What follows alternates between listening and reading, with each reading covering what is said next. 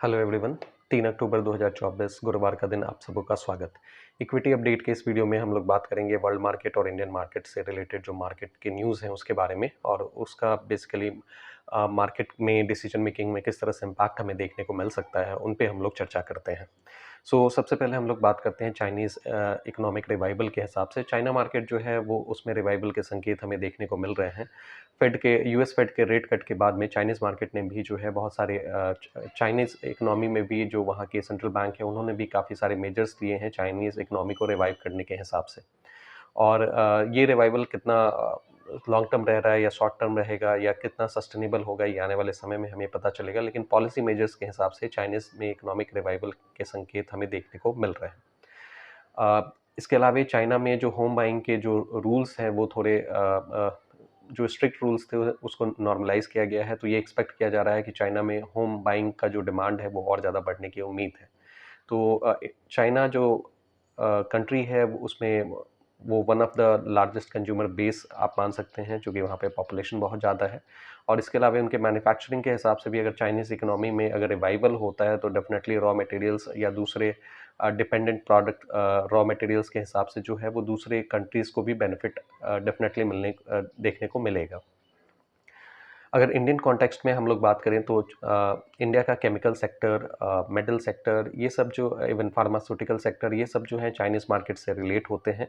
और आप देख सकते हैं कि चाइना में इकोनॉमिक रिवाइवल के जो संकेत है उसके हिसाब से मेटल सेक्टर भी इंडिया में पॉजिटिव स्ट्रेंथ शो कर रहा है। और पिछले 1 डेढ़ महीने से इसमें नीचे के लेवल से अच्छे खासे परफॉर्मेंस देखने को मोर देन 10% जो है ऑलरेडी ये गेन कर चुका है।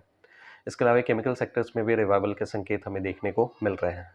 ऑलरेडी बहुत सारे जो क्वालिटी स्टॉक्स हैं वो पहले ही बढ़ चुके हैं और आने वाले टाइम में अब ये चाइना का जो रिवाइवल है ये कितना सस्टेनेबल है, इन सब चीज़ों पे आगे की चीज़ें डिपेंड करेंगी। दूसरा जो यहाँ पे कंसर्न है वो है यूएस फेड के रेट कट के बाद में जो लिक्विडिटी जो है वो लिक्विडिटी रश जो हो रहा है वो बेसिकली इमर्जिंग मार्केट में जा रहा है। अब इमर्जिंग मार्केट में उसका कितना पोर्शन जो है इंडिया को मिल रहा है या दूसरे इमर्जिंग कंट्रीज़ को जा रहा है, ये एक सोचने वाली बात होती है या ये एनालिसिस का पॉइंट है।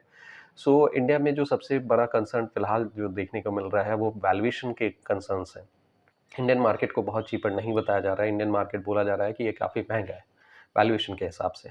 यहाँ पे अगर आप अच्छे क्वालिटी स्टॉक्स को अगर आप देखें तो वो पी मल्टीपल के हिसाब से वो हायर पी साइड में आपको देखने को मिलेंगे, प्राइस टू बुक वैल्यू के हिसाब से भी हायर लेवल पे देखने को मिलेंगे। एक अच्छा क्वालिटी स्टॉक को सस्ता परचेस करना यहाँ पे इंडियन मार्केट में फ़िलहाल चैलेंज के हिसाब से देखने को मिल रहा है। ये उम्मीद जताई जा रही है कि एफपीआईज़ का जो मूवमेंट हो रहा है या एफआईआईज़ का जो मूवमेंट हो रहा है उसका एक बड़ा चंक जो होगा वो शायद इंडिया में अ, आने से कतराए, क्योंकि यहाँ पे वैल्यूएशंस के कंसर्न हैं। और इंडियन मार्केट में जो है नेगेटिव न्यूज़ का बहुत ज़्यादा इम्पैक्ट इस कारण से भी नहीं देखने को मिल रहा है, क्योंकि यहाँ पे जो है डोमेस्टिक मार्केट के हिसाब से या डोमेस्टिक जो रिटेल इन्वेस्टर्स हैं वो काफ़ी ज़्यादा मनी जो है वो मंथली सिप के माध्यम से जो है पंप कर रहे हैं मार्केट में। अगर एस्टिमेट्स के हिसाब से देखें तो लगभग 20,000 करोड़ जो है हर महीने जो है 20,000 करोड़ से ज़्यादा जो है हर महीने मार्केट में इन्वेस्ट किए जा रहे हैं बाया सिप, एसआईपी मोड में, सिस्टमैटिक इन्वेस्टमेंट प्लान के मोड से। चाइना और के रिवाइवल के हिसाब से अगर आप देखें तो अदर कंट्रीज़ जो बेनिफिशियरी के तौर पे देखने को मिल रहे हैं वो एक हांगकांग का मार्केट हमें देखने को मिल रहा है। हांगकांग का मार्केट जो है पिछले कई महीनों से जो है वो अंडर परफॉर्मेंस के हिसाब से हमें देखने को मिल रहा था और फिलहाल जो है इस यूएस फेड रेट कट के बाद से जो है उसमें अच्छा खासा जो है स्ट्रेंथ हमें देखने को मिल रहा है। और ये स्ट्रेंथ जो है ये काफ़ी अमेजिंग टाइप से देखने को मिल रहा है। अगर आप हांगकांग इंडेक्स लेवल की बात करें तो पिछले 2 हफ्ते में इंडेक्स जो है मोर देन 30% से राइज़ किया हुआ है। और अगर आप वहाँ के टेक्नोलॉजी रिलेटेड इंडेक्स को अगर आप देखें, हांगकांग का टेक इंडेक्स अगर आप देखें तो वो मोर देन 40% जो है वो पिछले 2 हफ्ते में ग्रो किया है। इंडेक्स लेवल पे आप समझ सकते हैं कि इतना बड़ा जो है वो चेंज देखने को मिल रहा है। और ये यहाँ पे अंदाज़ा लगाया जा रहा है कि चाइनीज़ इकोनॉमी के रिवाइवल्स जो हैं वो हांगकांग मार्केट को अफेक्ट कर रहे हैं और उसके हिसाब से जो है इतना बड़ा जो है गेन हांगकांग के मार्केट को में देखने को मिल रहा है। अब बेसिकली हांगकांग मार्केट में की चर्चा से हमें क्या बेनिफिट है, ये बहुत बार क्वेश्चन आपके मन में आ रहा होगा कि ये बकवास सा टॉक हम लोग क्यों कर रहे हैं। एक्चुअली ये बकवास सा टॉक नहीं है। इंडियन मार्केट के माध्यम से भी आप हांगकांग या दूसरे कुछ कंट्रीज़ के मार्केट में आप इन्वेस्ट कर सकते हैं, जैसे यूएस के मार्केट में आप इन्वेस्ट कर सकते हैं। उससे रिलेटेड प्रोडक्ट जो हैं वो अवेलेबल हैं इंडियन मार्केट में। आप वाया म्यूचुअल फंड भी उसमें इन्वेस्ट कर सकते हैं। इसके अलावा ईटीएफ के ऑप्शंस जो हैं हमें देखने को मिलते हैं। इंडियन मार्केट में अगर आप देखें तो हैंग सेंग बीज करके जो है एक प्रोडक्ट होता है, जिसके माध्यम से जो है हम लोग हांगकांग के इंडेक्स में डायरेक्टली इन्वेस्ट कर सकते हैं। एक ईटीएफ प्रोडक्ट ऑलरेडी यहाँ पे इंट्रोड्यूस्ड है, और उसका प्राइस अगर आप देखेंगे तो पिछले 2 हफ्तों में उसका प्राइस जो है वो 30% से मोर देन 30% से इंक्रीज़ होते हुए आपको दिखेगा।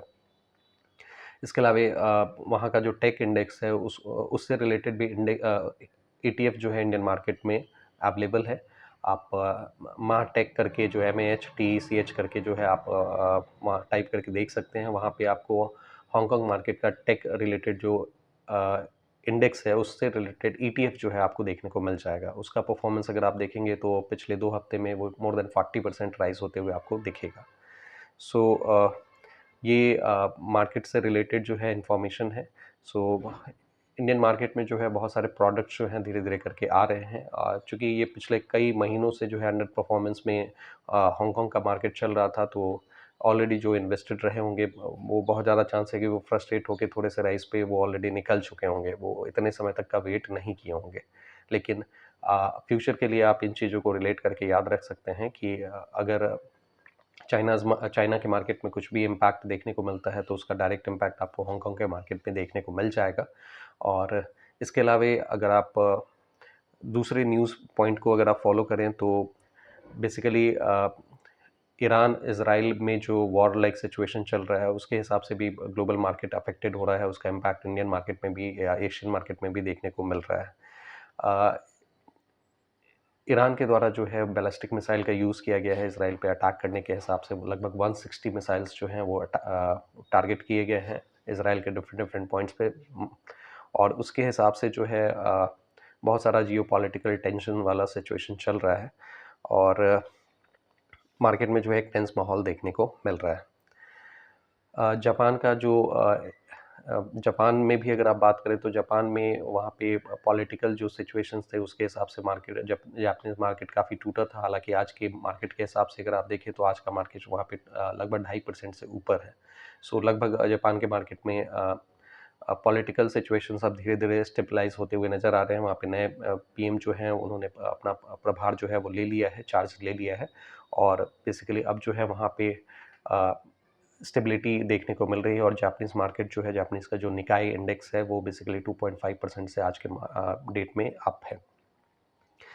आज थर्सडे का दिन है, वीकली एक्सपायरी का दिन है, तो उसमें अगर आप देखेंगे तो निफ्टी के जो लेवल्स फ़िलहाल जो डेटा पॉइंट्स की बेसिस पे हमें देखने को मिल रहे हैं, तो निफ्टी जो है होवर करते हुए नज़र आएगा बिटवीन 25,700 से 26,000 के बीच में। तो ये जो है सपोर्ट और रेजिस्टेंस के लेवल्स आप में भी काउंट कर सकते हैं, 25,700 से 26,000 का लेवल।